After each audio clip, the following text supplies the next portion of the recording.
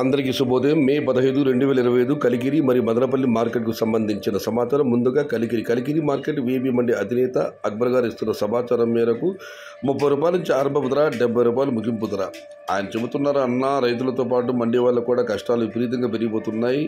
టమోటాలు అమ్మలేకపోతున్నాము, అమ్మిన టమాటాలు సొమ్ములు రావడం లేదు. రైతు కష్టం చూస్తే వర్ణనాతీతం.